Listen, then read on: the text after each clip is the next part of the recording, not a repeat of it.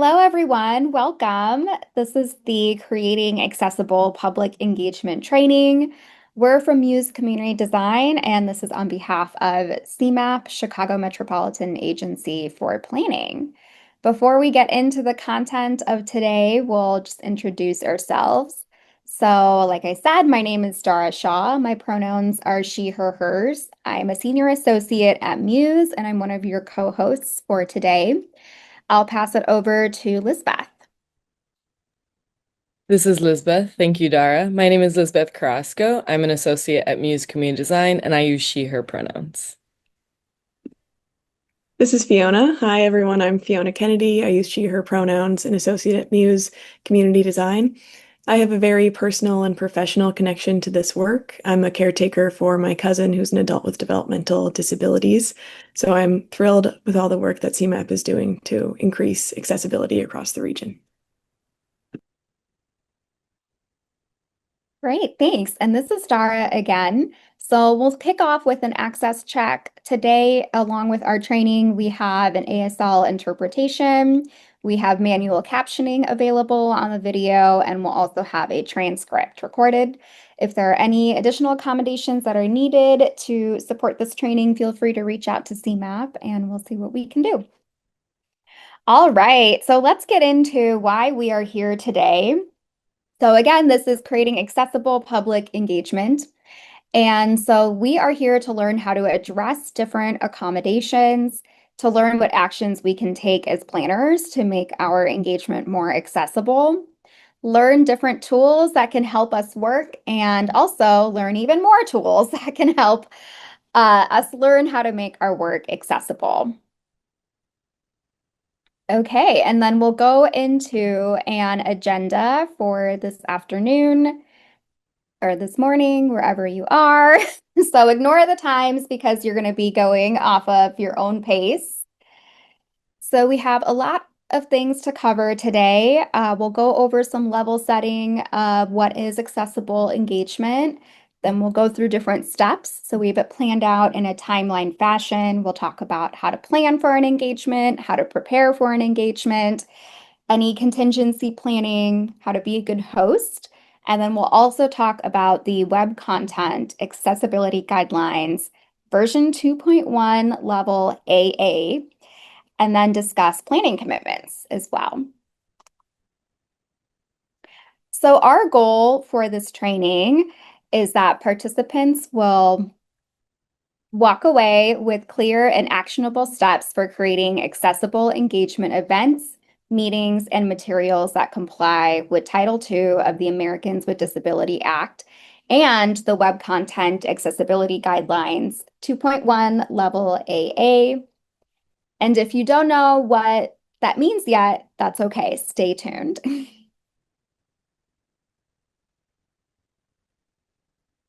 And our scope for today, as if you're familiar with Title II, the ADA requires that people with disabilities have equal access to state and local government activities, programs, and services, including public engagement events and online communications.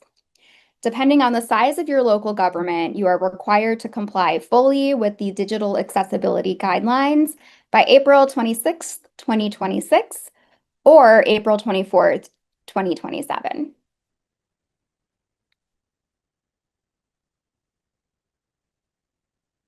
And there's several aspects of Title II that applies to local governments. This training covers how to plan an engagement, prepare for an engagement, and host one. And while this training was primarily created to support self-evaluation and transition planning in the public right-of-way, the requirements can be applied to all types of engagements.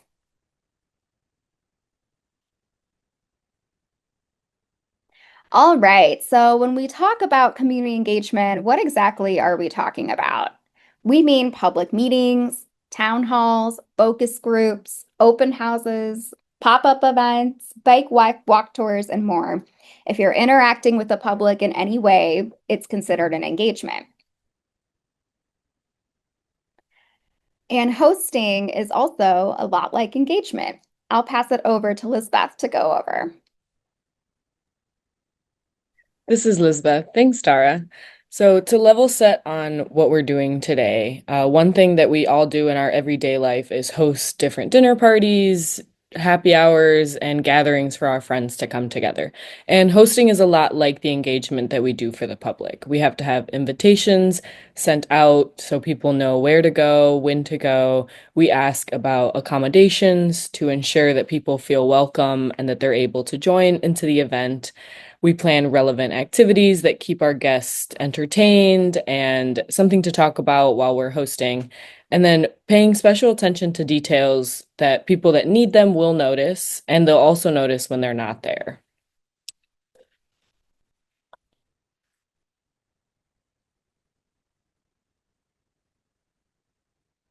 So to level set, why does public engagement matter? As people that work for the public and public facing, it's important that the population we're working with are aware of the projects and processes happening in their community and in their lives. And offering public engagement opportunities allows people to plug in and be a part of the decision-making process.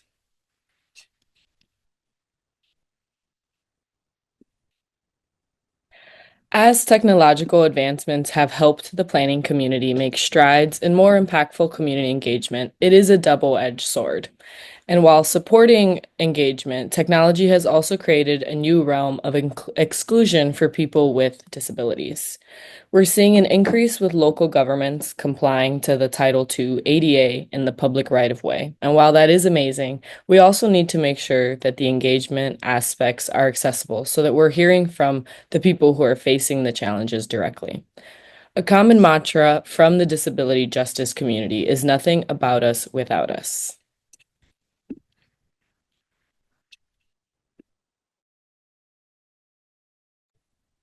All right.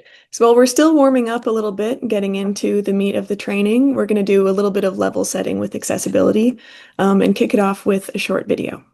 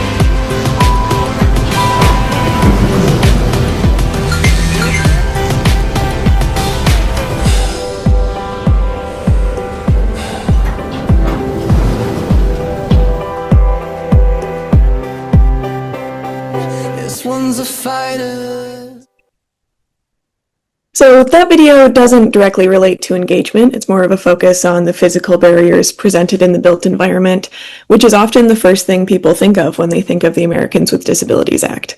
But this can serve as a reminder that similar to the barriers in the built environment, people with disabilities face barriers to participating in government services, activities, and programs at a much higher rate than the non-disabled community. Barriers can range from inaccessible transit options to a lack of assistive communication like ASL. So before we get into it, let's back up and really get to know the Americans with Disabilities Act and what it requires of us. So the Americans with Disabilities Act is a civil rights law that was passed in 1990. Title II of the Americans with Disabilities Act speaks directly to us as local governments and public servants. The Act protects people with disabilities against discrimination, and one of the ways it does that is by requiring that you and I provide accessible environments that give everyone an equal opportunity to participate, regardless of disability. So the ability for someone to attend a city council meeting or an open house for a new public works project, or even navigate a government website is a right, and it's one that we have the responsibility to uphold. So let's back up even further and look at who's protected under this law.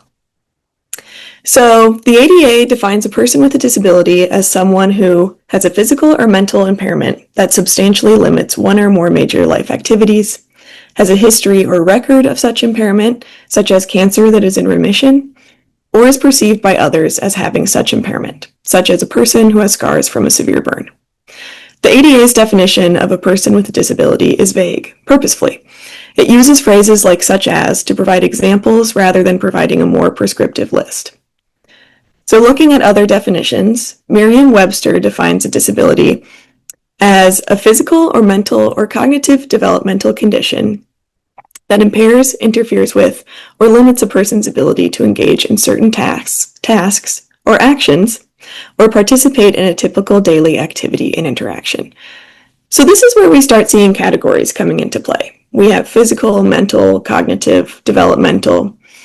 If we look further and look at another definition, we have the U.S. Census Bureau.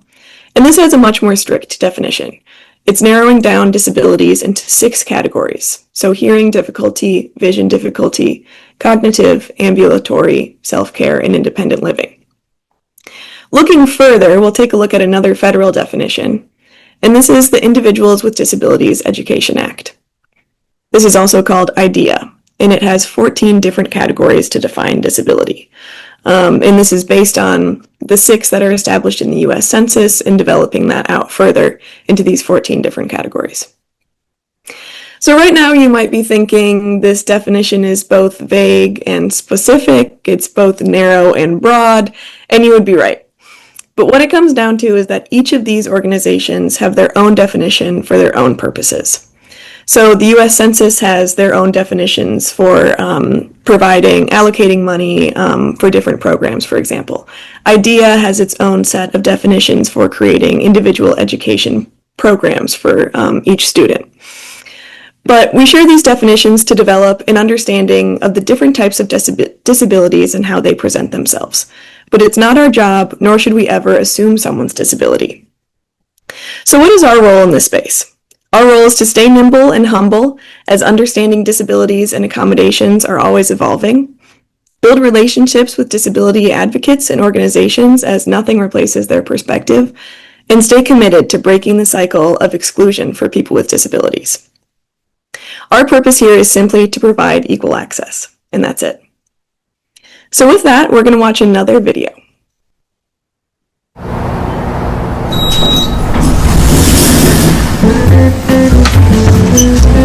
Good morning, Bob. Morning there. Man. Morning, Alice! There's no need to be awkward. Poor Bob. Like so many of us, he just doesn't know how to interact with people with disabilities. It's pretty easy, really. People with disabilities are people first. We need the same things that every person needs, like respect. Good morning, everyone. Attention! Okay. Maybe we need to be more specific. The easiest way to show respect is to focus on the person, not the disability. It's okay. You'll get the hang of it.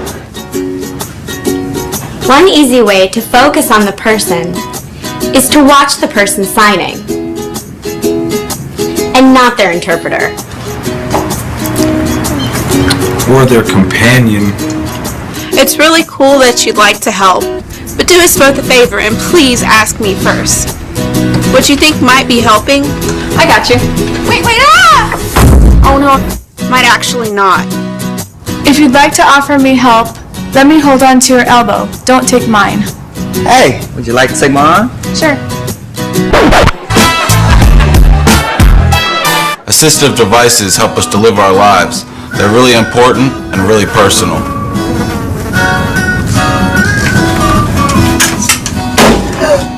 Grabbing them only makes it weird for everyone. What? Please only touch our devices and service animals if we've given you permission. And don't take it personally if I ask you not to. Remember that my service animal helps me all the time. Neither of us would like it if we were separated. Remember, we make our own decisions. We sign documents, vote, volunteer, work, and pay taxes. We get married. So don't determine me just because I request now.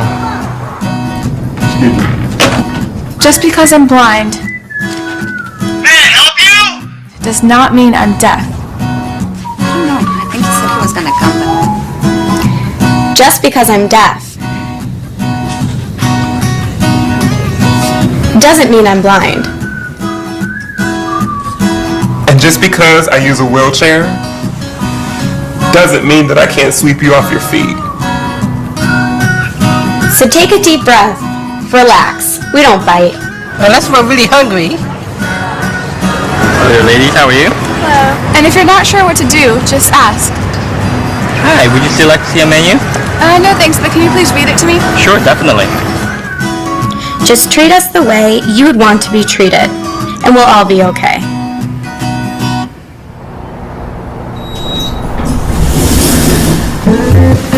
Good morning.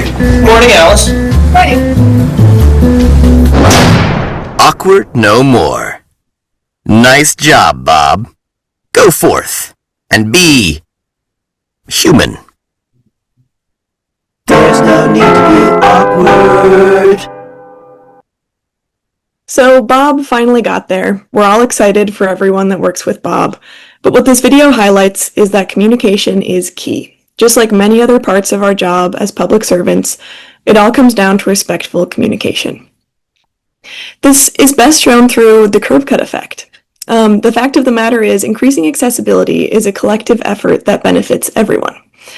The curb cut effect references a phenomenon that curb ramps and sidewalks, which were designed to allow wheelchair users to cross the street, ended up benefiting a bunch of other people. Parents with strollers, delivery people with hand carts, travelers with suitcases, all enjoyed and used this curb cut. This is a prime example that a win for the disabled community is a win for everyone. The curb cut effect is now ingrained in our cities, and many people outside the business may not know that curb ramps are an accommodation. They're just a common part of the public domain. And that's the hope we have for this training, that soon, planning engagements with accessibility at the forefront will be our new normal.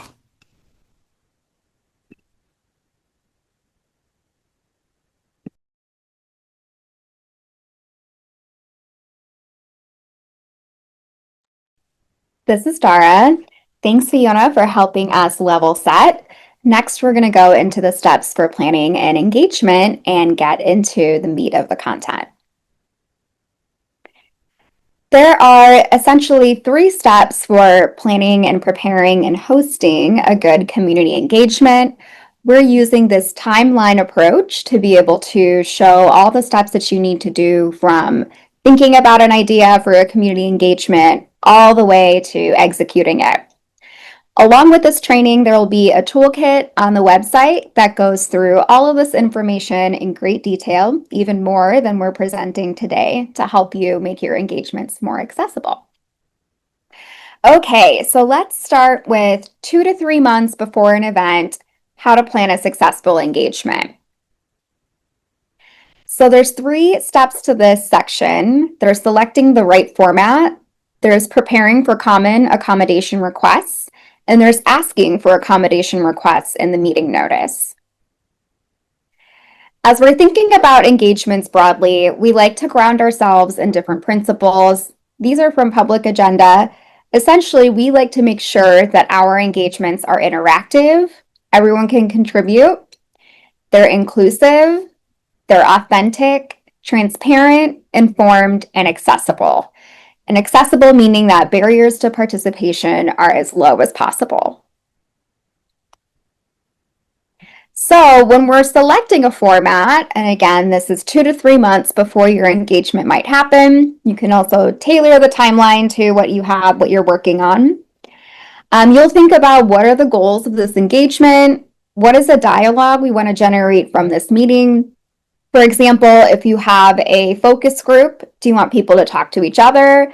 Is this a one-on-one interview? You just want to talk to one person? Are you sharing information and you're not necessarily hearing from people that day? What information is being shared and how? And then also, what are the challenges and benefits of in-person, hybrid, or virtual for that specific type of engagement?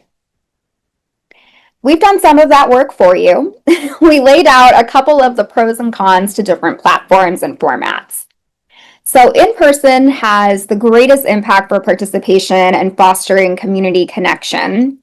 But sometimes it can be difficult to attend an in-person location due to where the event is, the time of the event, access to transit. Not everyone has the same schedule, lives in the same area, so it can be hard from a logistical standpoint. And if you're trying to obtain a recording, obtaining a high quality recording for in person can be difficult. Virtual accessibility is a little bit easier to secure the different accommodations. You can have a high quality recording, people can join from home, but it's also hard to have a community connection or dialogue across different individuals. And for hybrid, it does cast the widest net for attendance opportunities. You can make connections across the community. It is a little bit harder to get a high quality recording if you have people in person and virtual. And it can be hard to ensure that everyone can hear and listen to everyone. So all of these different formats have their pros and cons, and depending on the type of engagement and the type of dialogue you want to have, each might have its own benefit for what you're trying to gain from interacting with the community. All of these can be a little challenging, but not impossible, especially if prepared well. Other things to consider when you're selecting an in-person location. So let's say hypothetically, you're hosting a public meeting, it'll be in person.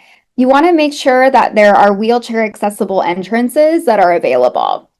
And that the wheelchair accessible entrances are working, that the doors are not locked or anything like that. And for any of the entrances that are not wheelchair accessible, there should be a sign pointing to where the wheelchair accessible entrance is. We like to make sure that our participants show up with lots of ease. We don't want to leave them guessing, so we like to use a lot of signage to kind of help people see where they should go.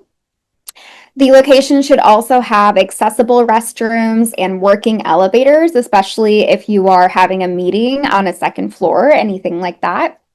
And I emphasize working elevators because I've been to an event that said it was ADA accessible and wheelchair accessible. It was on a second floor of a building with no working elevators. So just having an elevator doesn't mean that the accommodation is accessible. Other things to consider when you're thinking about an in-person location: is it close to public transit? Is it within a paratransit service area? Does the facility allow for signage to be posted? That's a big one because we use signage to communicate different cues for where to find the room, to where to go to the restroom. Is the location scent free? So scent can be a trigger for different people, especially people who have migraines. So making sure that your room is scent free is really important. And we'll talk about this in a little bit more detail, but at the time of when you're planning a meeting, you'll have somewhat of an idea of how many tables you'll have or what the setup would look like. And you want to make sure that your paths of travel between different tables or whatever activities you're doing are at least have 36 inches of space to accommodate wheelchairs. So we'll talk about a floor plan later on, but as you're scoping out different venues, this is something important to consider. Is there enough space for all the activities that are happening? Okay, let's say that we're on a virtual platform. So we decide to have a virtual meeting. A few things to ask yourself: does the platform support screen readers? Does the platform support real-time captioning? And can ASL interpreters use the platform?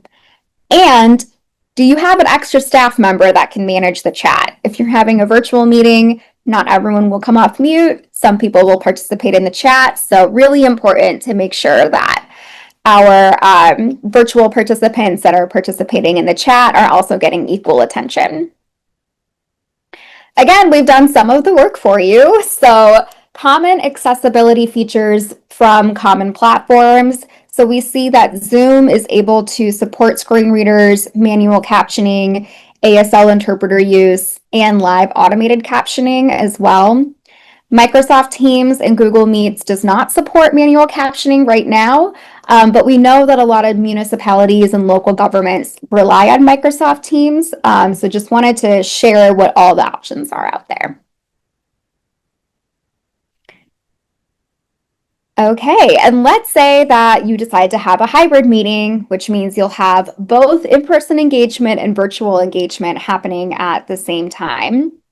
So you'll need to consider all of the items for selecting an in-person location, all of the items for what virtual platform to use, and on top of that, make sure that your in-person location has microphones so that people who are on the virtual platform can hear you. Make sure that there's virtual and print versions of all the activities so that people on both platforms can participate. Make space in the agenda so that you can have that cross dialogue. I know when I'm at an in-person meeting, I have a tendency to just focus on the in-person attendees, which is not always helpful. And then also have a breakout room management plan. Let's say, for example, you're in a virtual space. You want to make sure that your breakout rooms are well supported too, especially if you're having small group discussion. Okay, and I will pass it back to Fiona to talk about how to plan for common accommodation requests. Thanks, Dara. This is Fiona. So planning for accommodations. So this is the second step in planning and engagement, and it's an example of doing some upfront work that can really save you some time. So planning for accommodations is basically creating a document for your organization that you can reference anytime you get an accommodation request. This document or plan would contain any internal processes to provide an accommodation, any external contacts you need to reach out to, and the typical time frame you need to secure accommodations. So first, what is an accommodation? Well, looking back at Title II, we are held to ensure that people can participate in government activities regardless of disability, and accommodations are things that provide that opportunity. So accommodations are things like an ASL interpreter, which we have on this call, which can provide someone with equal access to the content that we're sharing today. Today we're going to go over 6 common accommodations. This is not an exhaustive list, but it's common ones. And while we're going over this list, we ask that you ask yourself this question. If you were asked to provide this accommodation tomorrow, could you, or could your organization? This will help you start to develop your plan for accommodation requests, and you can reference page 14 in your toolkit to learn more about creating a plan for your organization. So let's get into it. The first one we're going to talk about today is American Sign Language, or ASL. So ASL interpreters provide real-time interpretation of words spoken during a meeting into American Sign Language. What's key to know here is that to interpret government services, interpreters must have a current license and an intermediate proficiency or higher. And the State of Illinois Deaf and Hard of Hearing Commission has a licensed interpreter directory listing local interpreters. So this is a great place to go if you're building out your plan for common accommodations and you'd like to find some local ASL interpreters or organizations that provide ASL interpretation. What's important here is that you start reaching out to folks and understand the price range that you're working with, so you can budget for it ahead of time, also understanding the lead time that an ASL interpreter might need to be able to provide ASL interpretation at your event. Continuing with American Sign Language, there are some other key elements to include, and one of them is making sure that your agenda, your activities, and your facilitation are at a slow enough speed for the ASL interpreter, and being comfortable with pauses a little bit. So as you'd see right now, I probably started slowing down my speaking a little bit. I'm naturally a very fast talker, and that's not a great experience for everyone, and it makes it a lot easier for the interpreter to interpret what you're saying, and also easier for everyone listening to the training that they have a better experience as well. It's also important to make sure to address the people that the ASL interpreter is supporting rather than the ASL interpreter. We saw this example in the video earlier. That's just another element of respectful communication. And then there are little logistical things that you should consider when having an ASL interpreter, like determining where the ASL interpreter would stand ahead of time, etc. The next one we will look at is real-time captioning. So real-time captioning is communication access real-time translation, also called CART for short. And it is a human transcribed caption that's produced live during an event and projected onto a public screen, or in this case, integrated into the Zoom software. CART must be produced by a stenographer using a special keyboard. Right now, at this time, at the time of this training, AI-generated captions are not considered a replacement for CART. So if you get a request for an accommodation, someone is requesting CART, and you say, oh, no worries, we're just going to turn on the Teams AI captioning, and that'll be fine. That's not considered a suitable alternative. What you'd want to do in that situation, if you aren't able to provide CART services, you'd reach out to the person that requested those services and give them what your options are. So we could turn on this AI-generated transcription. We could go in afterwards and fix any mistakes or errors that it had to produce a better transcript for you.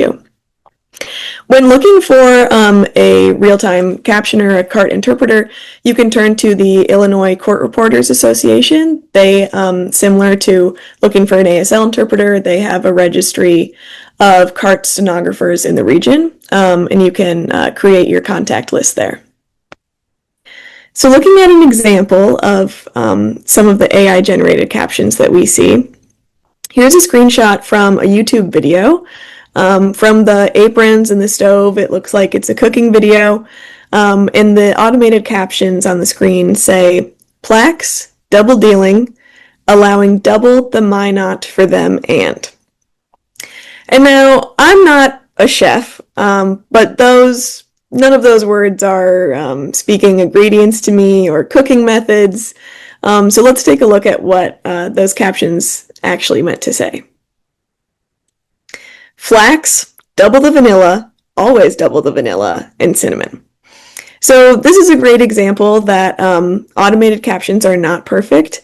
It's great that we have so many resources that can provide something like automated captions when captions otherwise may not exist.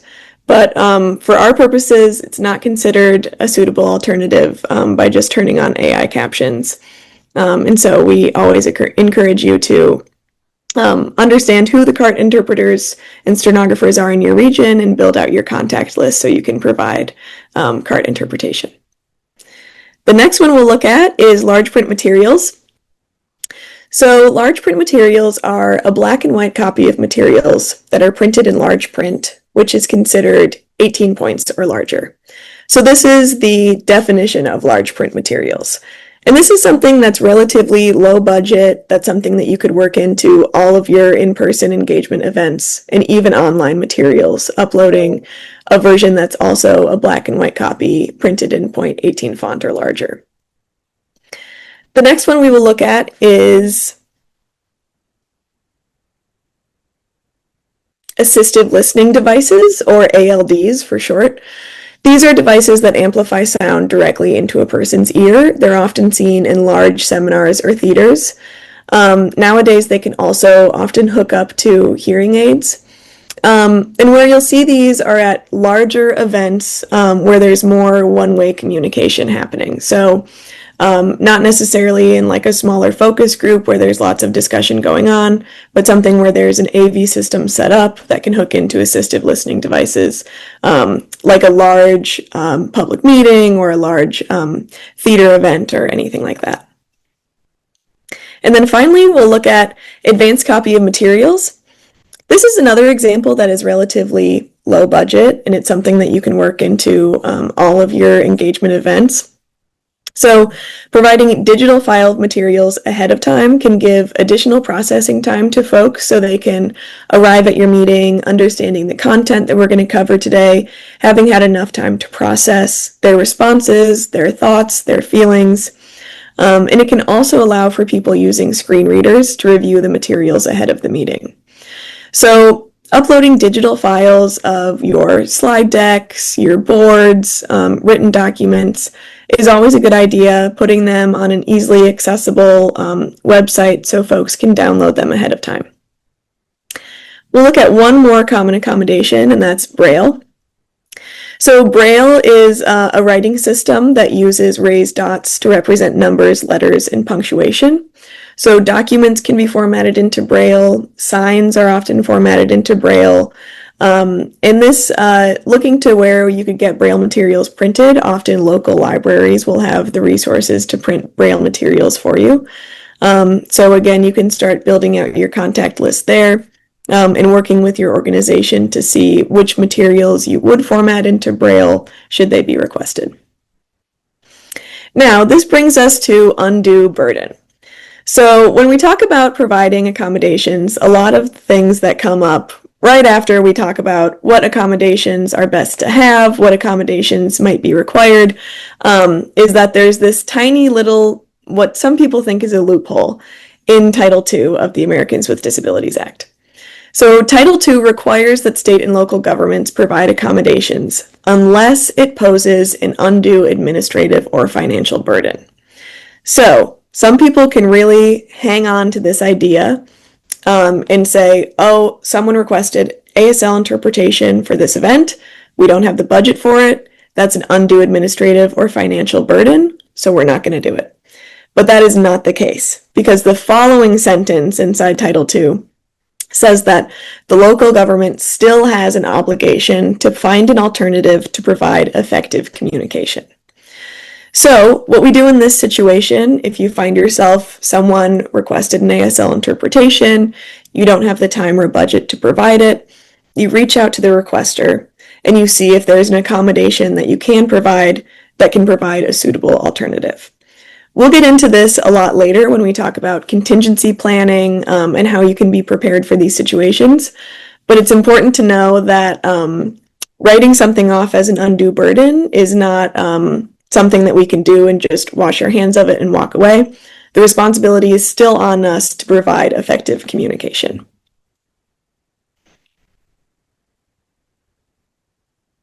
So other considerations that are not necessarily considered accommodations, but are great to provide in public engagement events or work into your budgets ahead of time. One is providing compensation. So the disabled community, similar to a lot of other communities, has a long history of exclusion, especially in public engagement events. As Lisbeth spoke to earlier, the "nothing about us without us" mantra is an international mantra that was really made popular in the United States when the Americans with Disabilities Act was being passed. And this mantra and the community action created around it is what allowed the law to have, or encouraged the law to have all these requirements and engagement written into the law itself. So that's a huge step for including the disability community in things that may directly affect them. So providing a compensation, which could be in the form of a cash stipend, a gift card stipend, writing a check to folks that participate in focus groups, is one way that we can really start building that trust up again between government entities and the disabled community. Another one looking at is providing childcare. So this could be providing supervised childcare, having children's activities at events. If you have an open house sort of event that you're hosting, having some kids' activities, and then publicizing that to make it known that this is an event that you can bring the whole family to. We encourage caregivers and parents to attend, and that there will be additional activities. Providing a sensory room. This is highly encouraged, especially if you are hosting, say, a long event, like a long town hall meeting or something, where there could be an instance of overstimulation. So a sensory room is typically a small, low-lit, relatively dark space that has no sound or a sound machine if there's a lot of noise outside. There can be sensory activities like tactile activities that can be included in these rooms. And this is just really a place for people to step away when they feel overstimulated, to reset. And it is highly encouraged for these longer events that you might be hosting. Ensuring that it's a scent-free area is another thing that we encourage, especially post-pandemic with long COVID. We're seeing more and more that scents are a real trigger for people. It could be a trigger for migraines. So what this could look like in our case is if you're hosting a meeting at a public library and they have a room freshener in the room or something. While you're setting up, you're removing that out of the room. You're opening some windows, you're airing it out a little bit, just to try and remove those strong scents that might be existing in the area. Providing food or snacks is always a great idea, and having additional activities that are just for fun, like a hot cocoa bar or giveaways. Providing accommodations and providing these other considerations is not only a part of our job and a part of our responsibility, but it also brings more people to our events. It gives a better turnout, which in turn benefits our work as well.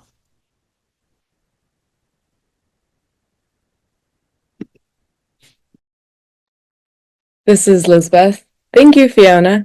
So we've walked through the steps of selecting the right format for the type of meeting that we're hosting, and then planning for some of the more common accessibility requests we might receive.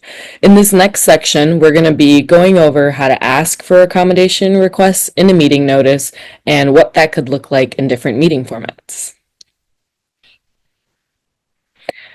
So when we're beginning outreach for our events, we're creating invitations for the public to join us in the planning process. You have to make sure that when we're conducting outreach, we're conducting it to the fullest extent of our reach. And so this looks like connecting with local organizations, schools, youth groups, and more to make sure that they know the event is happening. When we create materials for promotion, we can share those assets with our project and community partners to share with their networks. Bonus points for dropping off any physical flyers near the event or project area to make sure that people that aren't on social media or maybe aren't signed up for your newsletters yet always know what's happening in the community and in the area of the project. So with that, the most basic information like date, time, location are all readily available with your invite. But the invite is the first touch point in building trust with the community and making sure that everyone feels welcome. So with that, beyond the when and where of the event, we need to be adding the what and how. What accommodations are available, and how do I request additional accommodations? The available accommodations will depend on the format of your event. For in-person meetings, we should be sharing where the events are taking place and how to get there.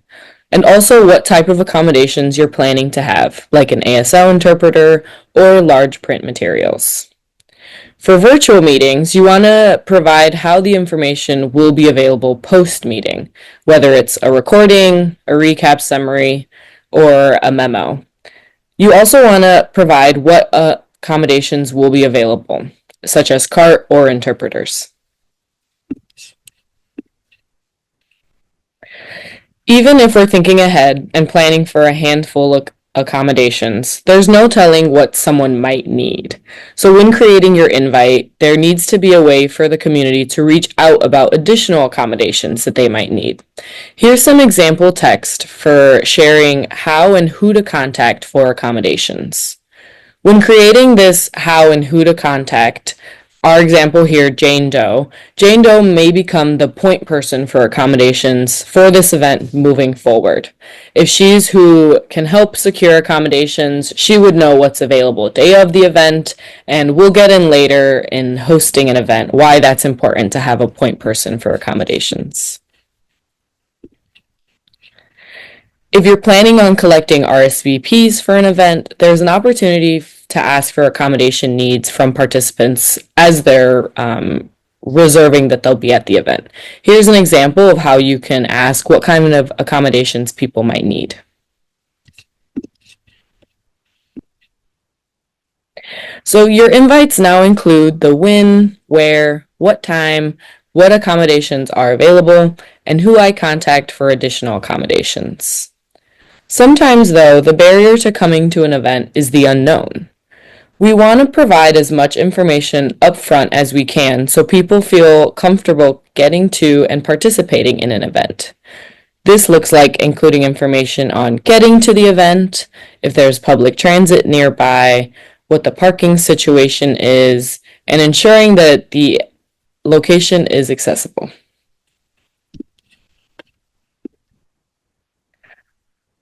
You can also share information on what the engagement activities might look like, what the goal of the event is, and the types of activities that people might get into. Is it one-on-one conversations, maybe Zoom polls, or just an open house for people to walk around? Great. So as we're following the path to accessible engagement, we are now moving from planning an engagement 2 to 3 months before our event to preparing for an engagement 1 to 2 months before an event.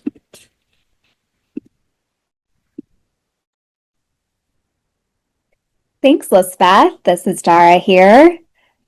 Okay, let's get into preparing for an engagement.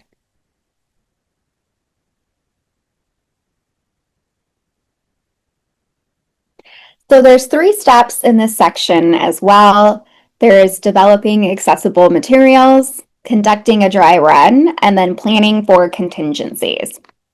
So in the first step, we thought of the logistics and the container to hold our event. And in this section, we fill that container with content, interactions, and making sure, of course, that it's all accessible.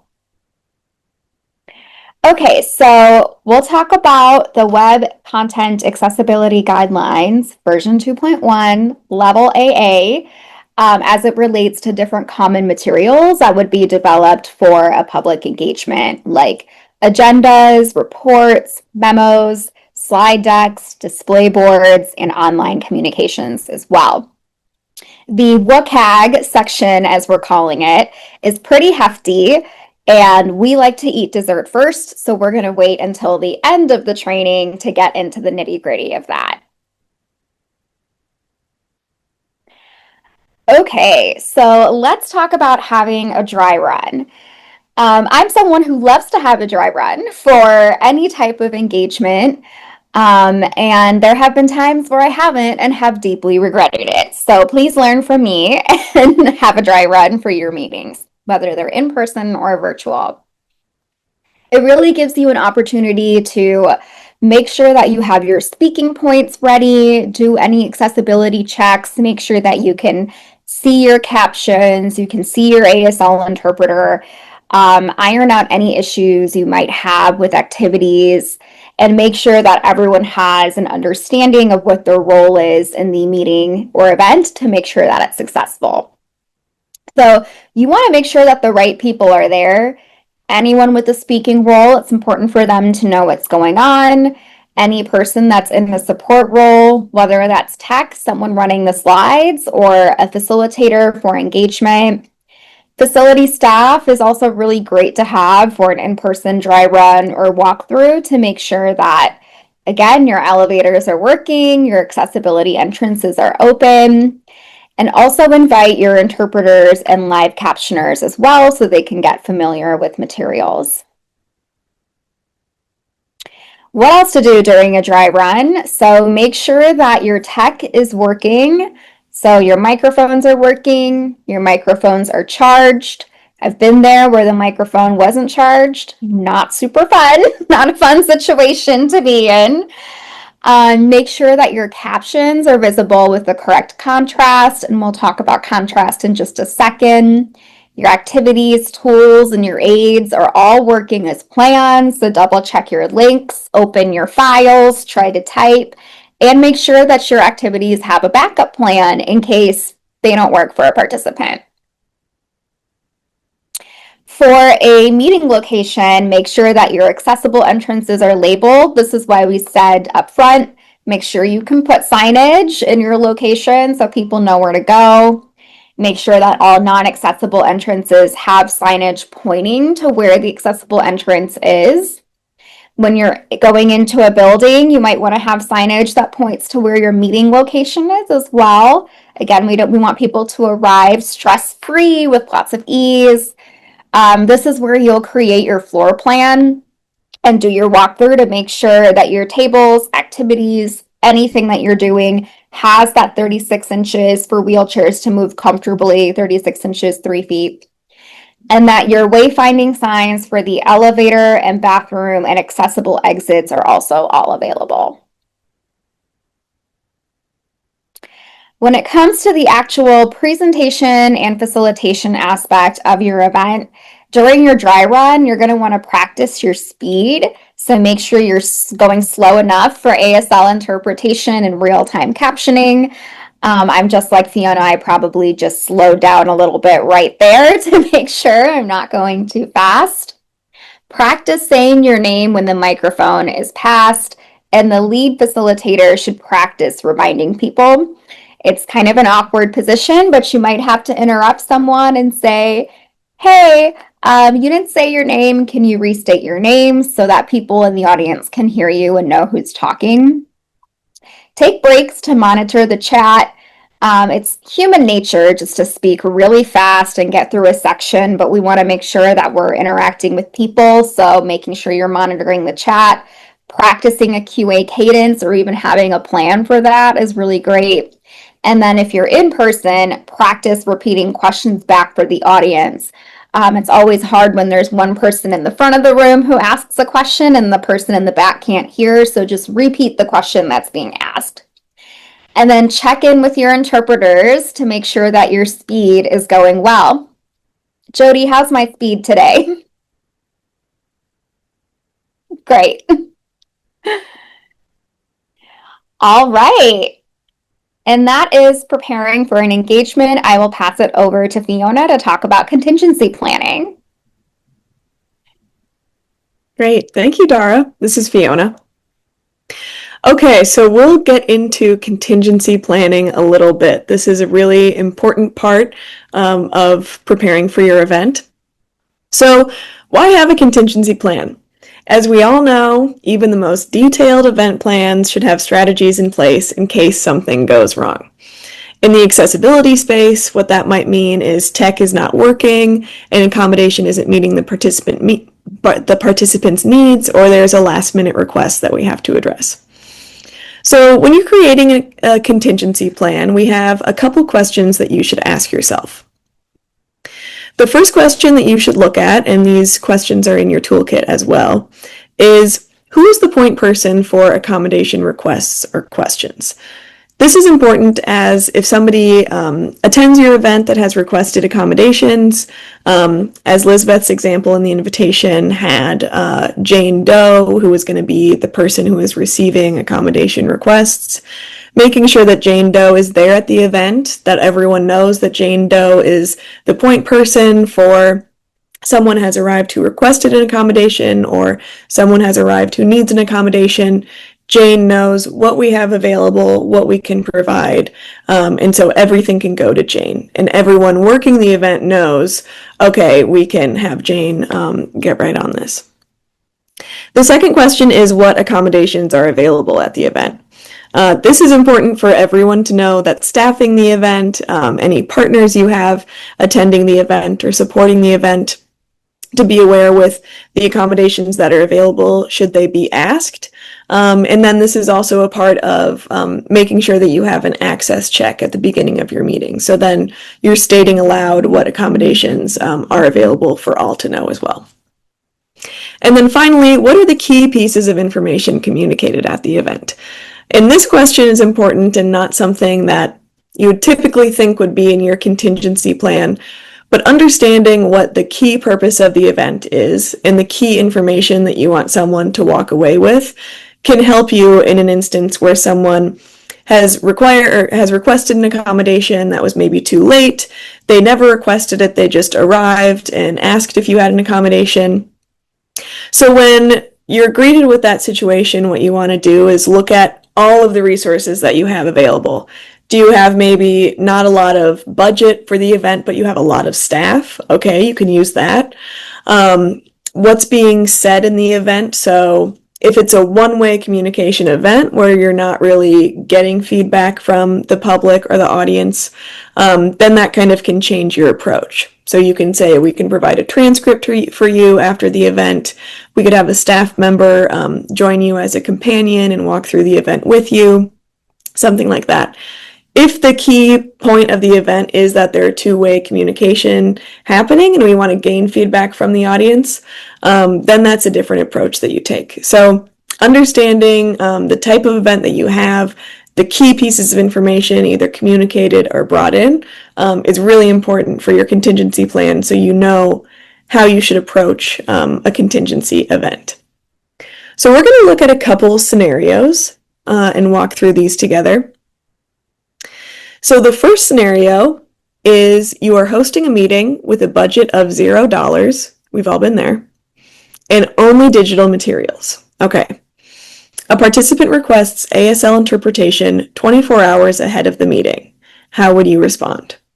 So at this point in the training, you can pause the video if you'd like, take a minute, talk to your neighbor, talk to your coworker, see how you might respond in this instance. But we'll jump right to our potential approaches to this scenario. So there are a lot of approaches that you can have. One of them is provide a written transcript of the meeting afterwards. Another one could be providing a staff member as a note-taker companion to support communication throughout the event. And then finally, it would be sharing that more than 24 hours notice is needed to secure an ASL interpreter and keeping that communication going.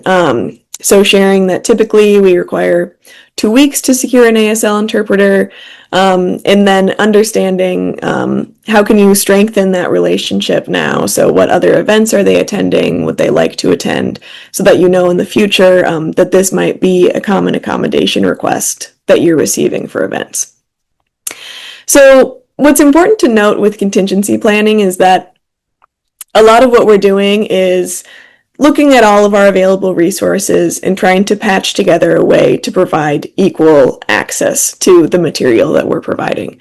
But this is not the ideal. The ideal would be providing the accommodation that is requested.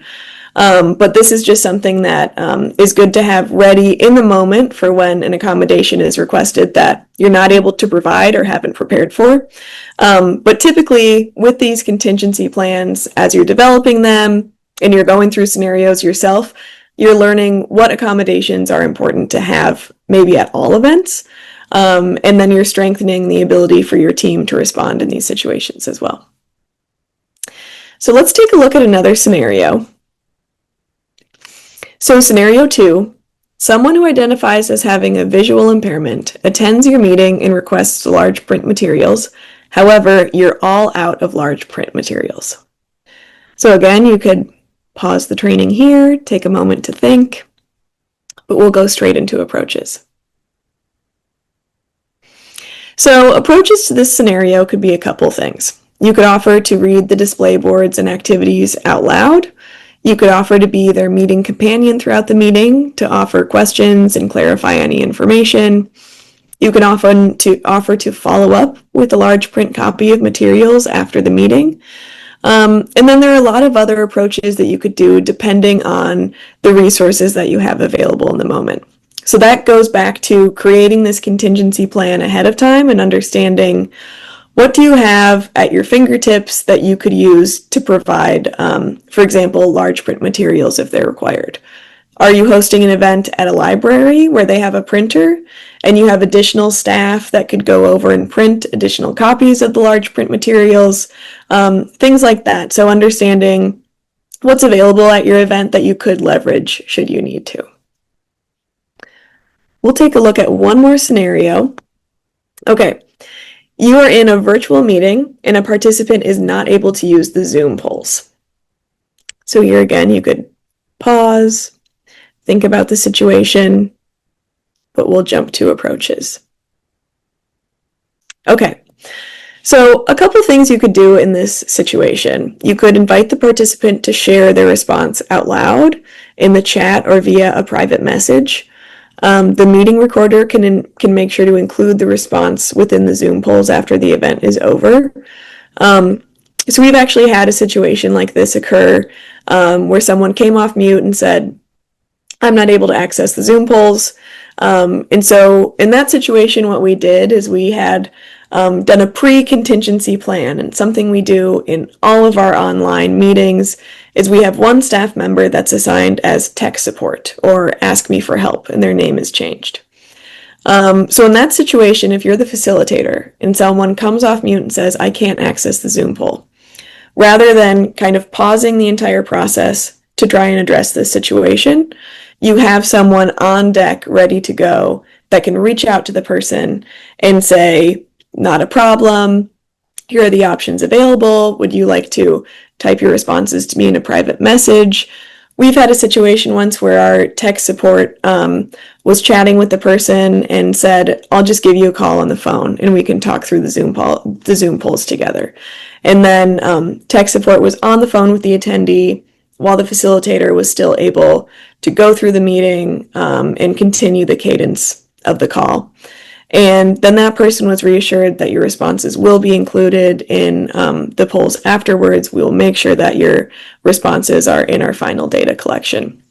So that's another element when you're doing online engagement, having the staff available to jump in so that the facilitators of the meeting can continue moving through the content.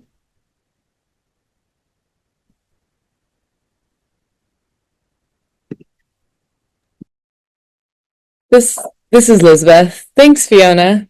So we are now moving from preparing for an engagement, and we are at the week and day of the event. Congratulations, everyone. We have made it. So checking in on the agenda, we moved on from contingency planning and are now moving into hosting an engagement. We'll be walking through hosting an engagement, ensuring that we are going to be a good host, calling back to all of those events that we might host in our personal lives, and then following our day-to-do checklists, which are all available on the online toolkit. So before we jump into hosting, let's realign with how Title II applies to hosting a meeting. The principles of Title II include non-discrimination, equal opportunity, and program accessibility. That means that people with disabilities can fully participate in all activities. So let's check out how to plan and organize a meeting with accessibility in mind. So a good host is available and around. A couple of important touch points include having a greeter at the door to let people know that they're at the right location for the meeting and make people feel welcome coming in. You can build in time for casual conversation. Like Dara mentioned earlier, sometimes really important project points come out while you're just having a casual conversation off to the side. You can position the accommodations lead at the front table. Like we've mentioned a couple times, having someone that knows what accommodations are available and how to use them is important to have right kind of at the beginning and front of a meeting, so people that need accommodations are able to find them almost immediately. With that, you want to make sure you're communicating directly with the participant who's using the accommodation, and then checking in with them throughout the event to make sure that the accommodation is still working for them and using to the best of their ability. You want to ensure that there are access checks at the beginning, the same way we did here, letting everyone know that there was an ASL interpreter and cart available. And then including breaks, allowing people to step out without missing any of the important information you might be sharing.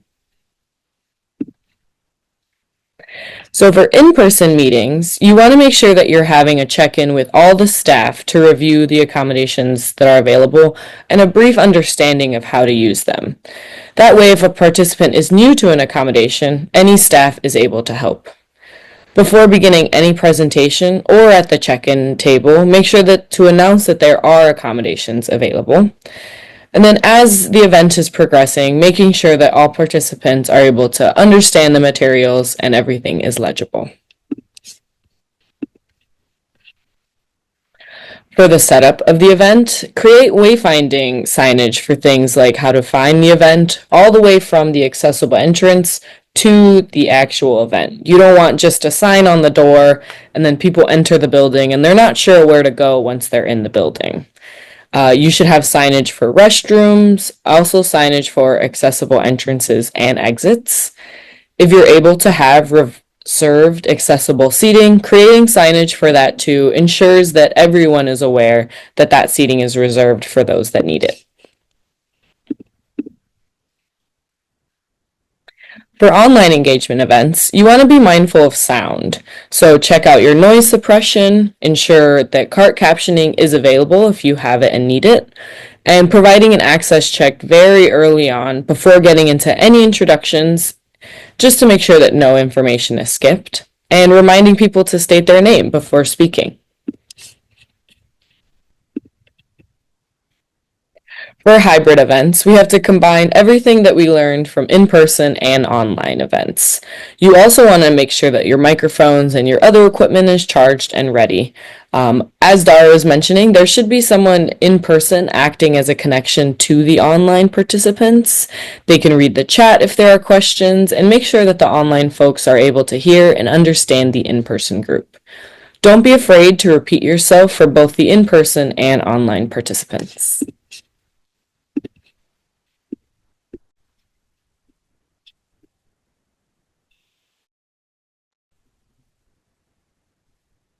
This is Fiona. Thanks, Elizabeth. Well, we are moving right through the training and we are at our final section, if you can believe it. And it's my favorite section of the entire training. So right now we're going to talk about creating accessible materials. This section looks at the Web Content Accessibility Guidelines, or WCAG, which we've referenced a couple times today. WCAG is a set of regulations that we're required to follow to provide equal access to all online content. It's an international standard that continues to be updated as new technological advances pop up that may present accessibility difficulties. So in the toolkit and in the training, you've heard WCAG version 2.1 level AA referenced a lot. And what this is it's just the version that we will be required to comply to. So as the international guidelines continue to develop, the US government will select a version and a level of compliance that we're required to follow. So every 10 years or so, the government updates the level that we're required to follow. And right now, we have found ourselves in one of those in-between times. So by 2026 or 2027, depending on your jurisdiction size, you're required to comply to the guidelines in WCAG version 2.1 level AA. So if you have a population smaller than 50,000 people, you have until April 2027 to comply. If you have a population greater than 50,000 people, you have until April 2026 to comply. While these specifically relate to online communications, we recommend that you follow these guidelines for all materials that you create. Nowadays, anything could end up being online following a meeting. You may upload your slides, your agenda, etc. So following these guidelines for everything you create will help you in the long run. Inside your toolkit, you'll find a toolkit inside the toolkit. So on page 34, this is an entire section dedicated to any materials that you might make for an engagement. There are detailed checklists for the guidelines you need to follow to create written documents like agendas, slide decks, display boards, and social media posts. As we walk through the following slides, just know that all of this content and more lives inside that section of your toolkit that you can continue to reference. So with that, we are going to watch a quick video.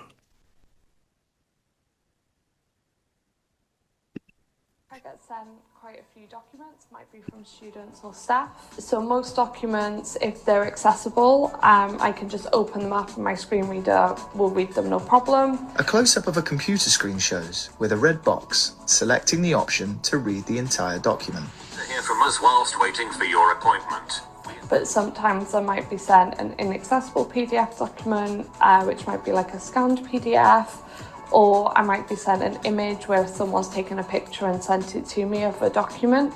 And in those situations, I have to kind of use either the OCR, which is optical character recognition, on JAWS. A close-up of a computer screen with text being highlighted by the screen reader software. That'll detect all of the different characters and it'll sort of create a separate document that my screen reader can run through. Or I might use my iPhone and use the image detection software on there. Keris uses image detection on their phone to select text from a photograph to be read out loud. That will most of the time be able to pick up some of the text and convert it for me. Guide dogs. So this video shows Keris, who's a teacher's assistant at a university, and Keris walks us through a couple of the different resources that she uses to read documents if an inaccessible PDF is sent to her. We share this video because carers could be navigating on any government website, trying to learn more about a public meeting coming up, trying to download the meeting agenda, and so on. So it really illustrates the importance of having all of our online content set up accessibly, and also that these are required for us to do so that when someone gets to our website, they're able to quickly and easily navigate through the content. So there are a couple different types of mediums that we have structured the toolkit and this training around, and that is specifically mediums that public servants, planners, local governments are creating. The WCAG guidelines are large. There are a lot of them. So what we have done is we've gone into the guidelines, we've broken them down into what guidelines actually refer to the types of mediums that we'll be creating on a day-to-day basis.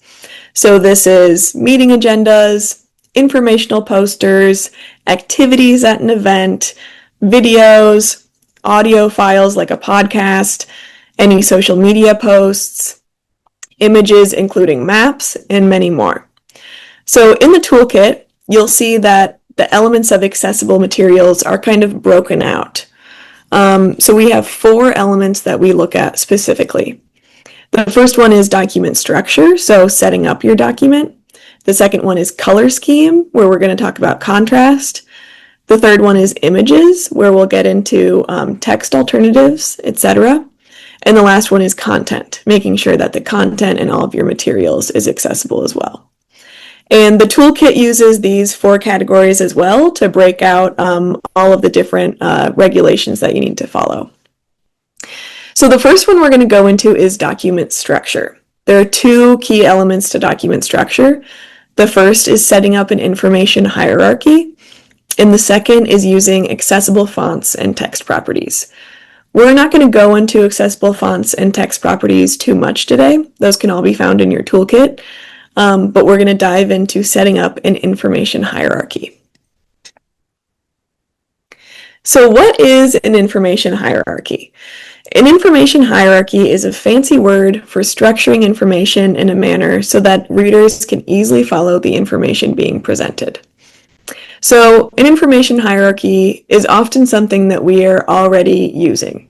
So for example, on this slide, we have the text information hierarchy in a larger font. It's bold.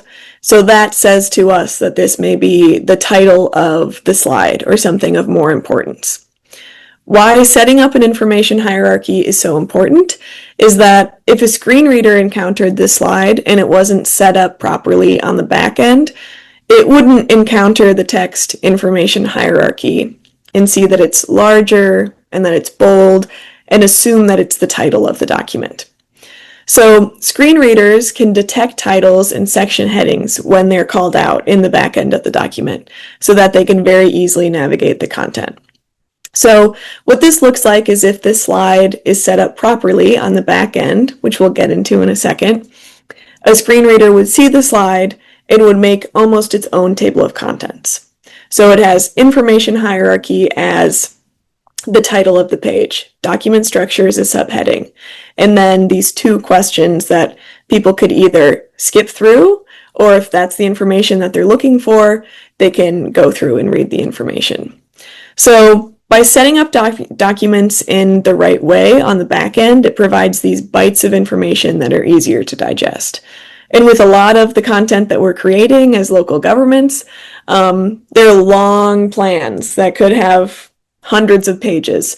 So making sure that document is set up on the back end provides that experience that readers can skim through or look at bites of information when using a screen reader. So the first one that we're going to look at for information hierarchy is identifying the titles and headings in your software. So we're going to watch a quick video, which is looking at a document that is not set up properly in the back end. Let's hear a PDF that has readable text but hasn't been tagged and the reading order wasn't checked. California, beaches. When you think of California, one of the first things that comes to mind is its beaches. Ride the wave and learn more about what beaches are the most popular and how their temperatures vary. You are currently on its most popular beaches temperatures. You'll notice the screen reader doesn't announce the type of element like headings or graphics, which takes away the structure. I'm going to play the screen reader again. Take a look at what happens when the same PDF gets to the columns. According to U.S. News, the top 3 in the table below, the June 2021 California beaches are temperatures compared for each of the 1, 2. Because the PDF's reading order is wrong, the screen reader reads the columns from left to right instead of going column by column. So that's an example of a document where, when looking at it, it looks like this information hierarchy is set up. California beaches is larger at the top, so we can assume that's a title. It has these 2 columns, but when it's not set up properly in the back end, as we just saw, it doesn't flow through the document like it's meant to be. So it went from most popular beaches to temperatures, rather than understanding that that's a column, and you'll go from most popular beaches to the following paragraph. So this is really important in a lot of back-end work when you're setting up your document. And so what does that mean? Luckily, it's not that difficult of a feat because a lot of the existing software that we have already has built-in systems for organizing this content. So this is an example on Microsoft Word. It's very similar on Google Docs as well, where using the Styles pane, which pops up in the home screen, the home tab on your window, you can select what text is a title, what's a subtitle, what are headings, and list paragraphs, etc. So as you're creating your document, you can have these settings already set up. So it will not only change your text so that your title matches your style, which is a larger font, maybe it's a darker text, but it will also tell your document in the back end that this is a title and should be treated as such. So one thing that you can do for your organization, if it doesn't exist already, is set up a template for what your titles look like, your subtitles, your headings, etc. Save it as a template, and then everyone can use that as they're creating materials. And then when they're exported, they'll have that content already in them, that this is the title and so on. So now we'll look at a video where a document is set up properly.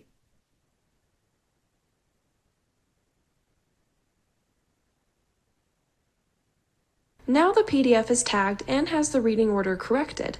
Tagging the PDF and correcting the reading order can be a tedious process the more complex your documents get. Okay, let's hear the difference. Heading Level 1, California beaches. When you think of California, one of the first things that comes to mind is its beaches. Ride the wave and learn more about what beaches are the most popular and how their temperatures vary. Heading Level 2, most popular beaches. According to U.S. News, the top 3 California beaches are 1. Laguna Beach, 2. La Jolla, 3. Malibu Beach. Graphic. Heading Level 2, temperature. Now the screen reader announces key structural elements like headings, graphics with their alternative text, and it's reading the columns correctly. So there's an example of the same document that potentially when it's created, that is already set up. So it isn't a lot of work after the fact going into a PDF after you've already exported it and highlighting which information is a title and what's a heading. If you set that up ahead of time inside your document as you're editing it, when it's exported, it will have all those properties in it. Now, there's a second element to creating an information hierarchy, and that's looking at the names of titles, headings, and sections that need to be meaningful to the reader. So, as we just talked about, what a screen reader will do is it will take all of the titles, all of the headings, and create its own table of contents. And that's great. So maybe you've set up your document perfectly in the back end. You have all of your headings and titles tagged. When the screen reader grabs the document and goes to make its table of contents, if it's greeted with a section title called About or Why Do We Need This, those might not say as much information about what content is going to be under those section headings as why is compliance important. So when looking at these 3 headings and asking yourselves which of these headings is acceptable, These are 3 examples that I am positive I have used before, and all 3 of them could have the same content under them. But choosing a heading title like "Why is Compliance Important" provides much more information about what is going to be referenced below that heading.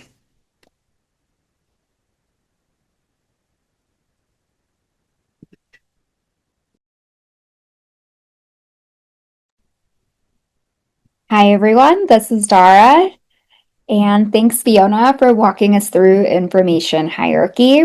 Now we're going to talk about color scheme and what to know about color. So there's 2 elements in this section. One is understanding color contrast, and 2 is thinking about how to use color to convey information. Okay, so on the screen you see an image, a flyer that you might see on the website or even in person. Now, as you can see, the text itself kind of fades away. The text is in the foreground and it fades away into the background. And while we may not have done black text on a navy background, we probably have done black text on a dark blue background. So this is in some ways illegible because you're not able to distinguish the information on the foreground from your background. So let's look at an example when you add a little bit more information or a little bit more design element to be able to make the information legible. Here, the text is white with a black outline and it still has the same background. This is called color contrast, and there are strict recommendations or strict guidelines around what a color contrast ratio is. Now, you don't have to pull out the calculator and do the math yourself. There's different tools that can help you. As we like to say, there's an app for that. So we highly recommend the Color Contrast Analyzer, which is a desktop tool that you can use, and being able to make sure that your foreground and your background meets the WCAG criteria of a 4.7 to 1 ratio. Now, level AAA or AAA, which is the highest level of conformance that you can achieve, it's not required, but that level is 8.1 to 1. So if you want to test that out and make sure you're okay, that's a good thing to take a look at.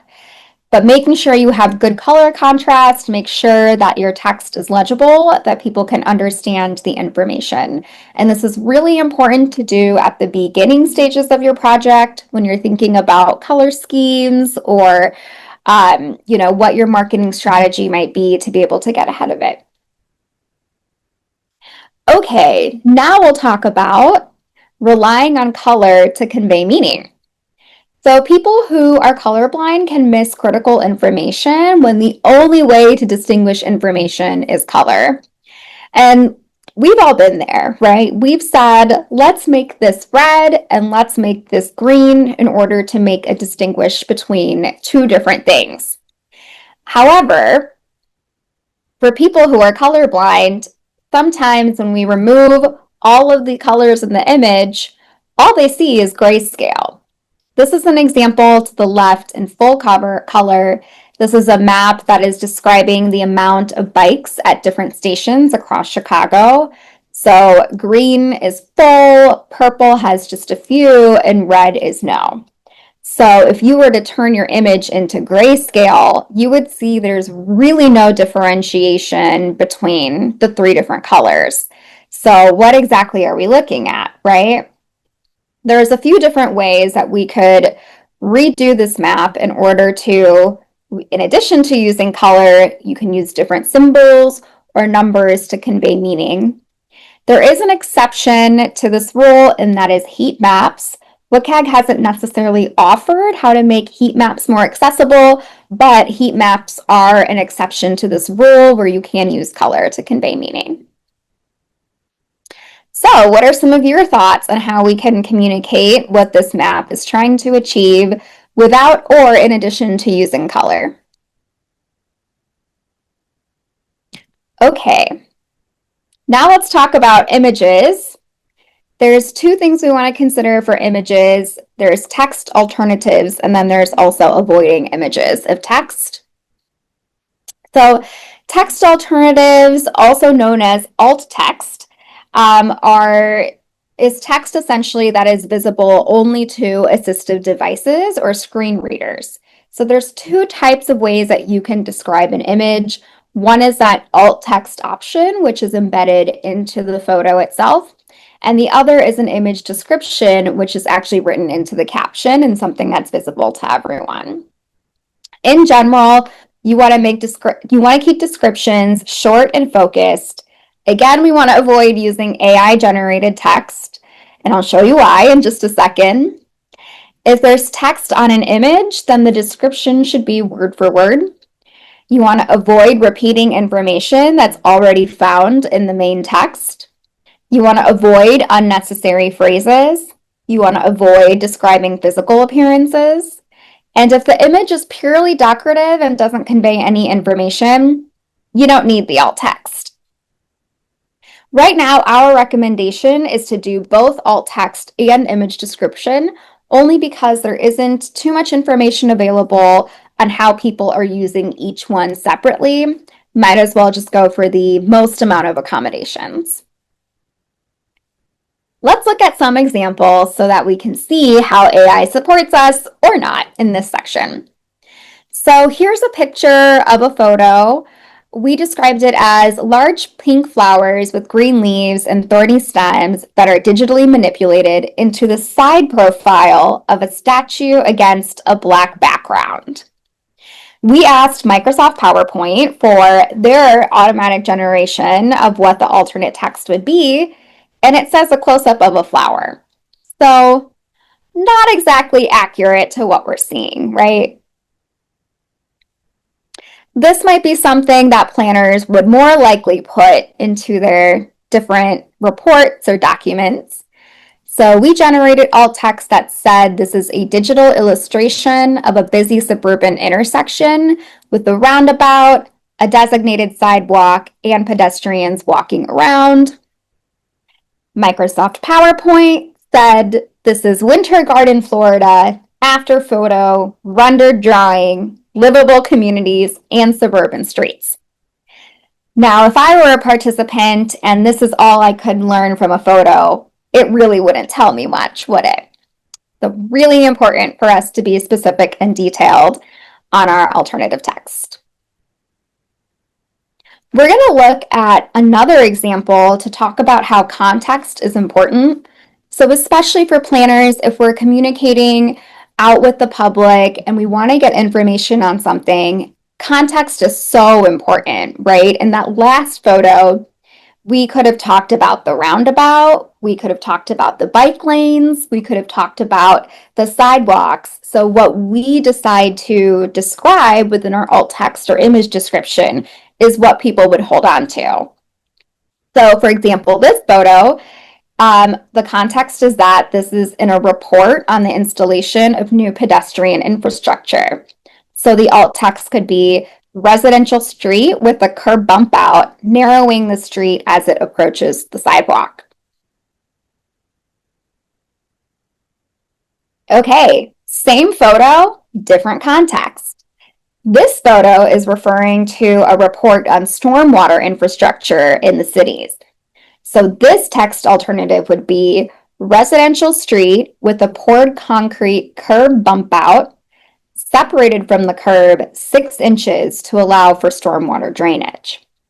Now, if we're asking for feedback on something that is related to street safety or stormwater infrastructure, that context is important, right? So important to keep things short, succinct, and also draw the users or the viewer's attention to what they're wanting to pick up.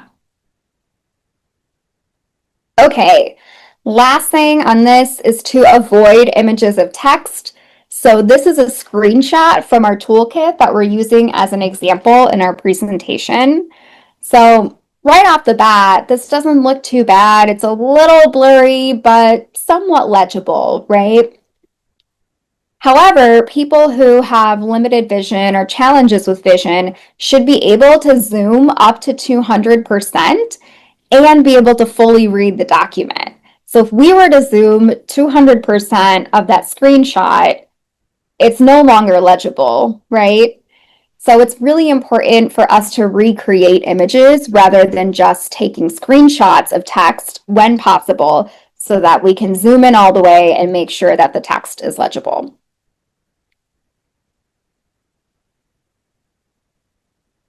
Great. Okay, I'm going to pass it over to Lisbeth.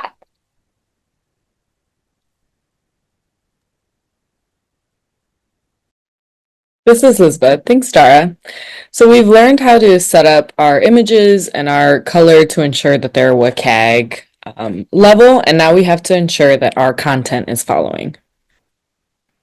So when you're creating content and writing, you want to make sure that you're replacing phrases and words that are super technical with more plain language. It's hard to avoid. We do work with a lot of engineers and architects, so if you do have to use those complex terms, it's important to define them on a page rather than in the glossary. So having the content right available as you're using the words is a great way to make sure that everyone is able to follow along and really know what you're saying in the context, as opposed to having to flip to a glossary and come back.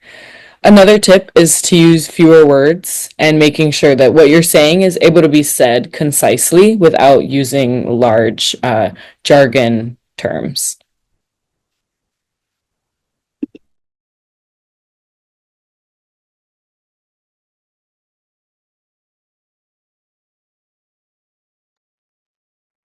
Thanks, Lisbeth. Okay, now we're going to talk about hyperlinks. This is Dara. So, how many times do we write in an email or a document, learn more here or click here? So, as we learned earlier, the screen reader is essentially creating a table of contents for the information that they're viewing. If we write our links as saying learn more here or click here, the reader doesn't actually understand or would know what this hyperlink is leading to. So the recommendation is to make sure to write a descriptive hyperlink so that the person who is using a screen reader can easily navigate to the link.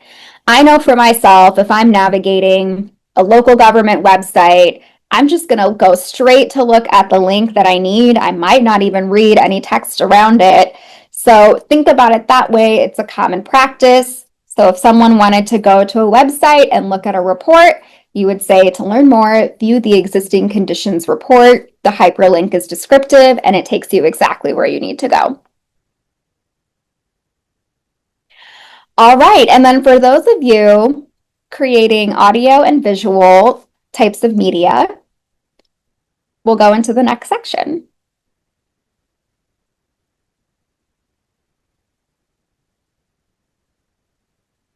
Great. Okay, so in general, you want to make sure that your audio and visual files longer than 3 seconds must have the ability to pause or stop.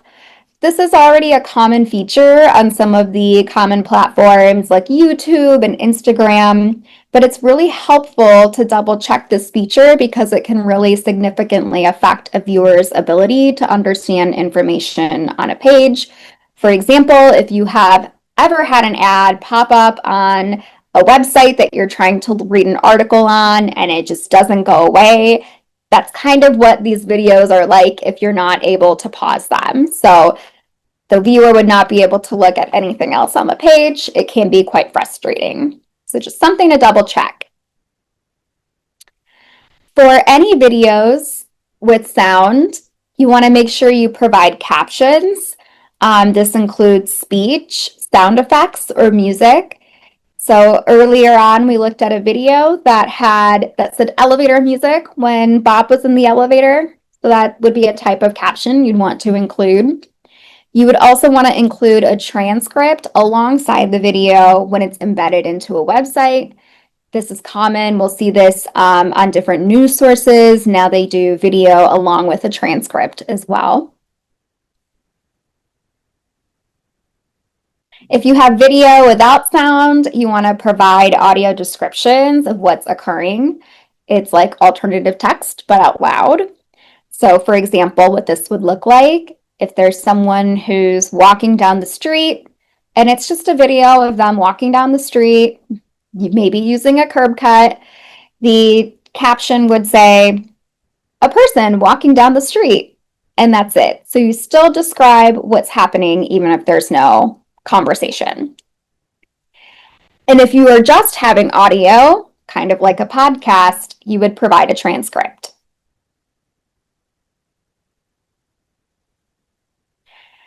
And then finally, you want to avoid having more than 3 flashes per second in a video, and you want to avoid any quick movements. Basically, don't create flashy videos with lots of lighting changes.